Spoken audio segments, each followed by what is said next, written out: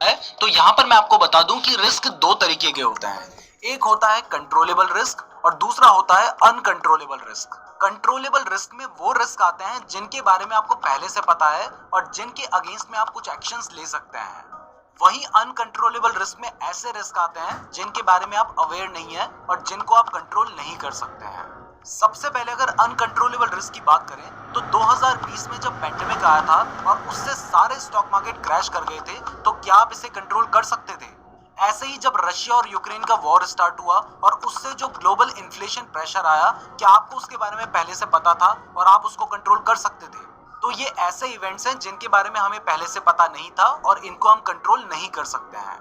जबकि अगर controllable risk की बात करें तो मान लो आपके पोर्टफोलियो में सिर्फ एक ही स्टॉक है जिसमें आपको 5 साल के बाद 80% का लॉस हो जाता है, तो इस रिस्क को आप कंट्रोल कर सकते थे अपने पोर्टफोलियो को डाइवर्सिफाई करके।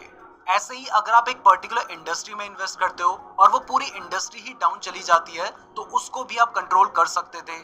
और अगर आप किसी ऐसे स्टॉक में इन्वेस्ट कर देते हो जिसमें मैनेजमेंट की साइड से प्रॉब्लम चल रही है और आगे चल के आपको लॉस हो जाता है, तो इस रिस्क को भी आप सही रिसर्च करके और मैनेजमेंट एनालिसिस करके कंट्रोल कर सकते थे। तो ये जो अनकंट्रोलेबल रिस्क है इनको तो हम कंट्रोल नहीं कर सकते, लेकिन जो कंट्रोलेबल रिस्क है इनको कंट्रोल करने की प्रोसेस को ही रिस्क मैनेजमेंट कहा जाता है। तो चलिए अब रिस्क मैनेजमेंट के बारे में बात करते हैं।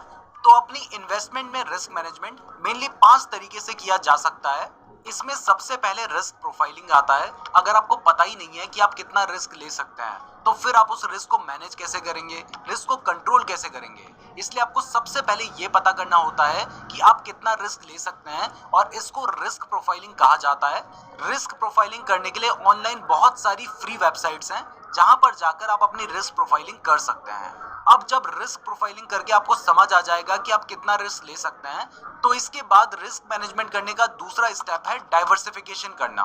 डाइवर्सिफिकेशन करने के लिए आपके पोर्टफोलियो में जितने भी स्टॉक्स हैं उन सभी स्टॉक्स को नोट डाउन कीजिए और फिर ये देखिए कि उन स्टॉक्स में किन रीजंस की वजह से लॉस हो सकता है।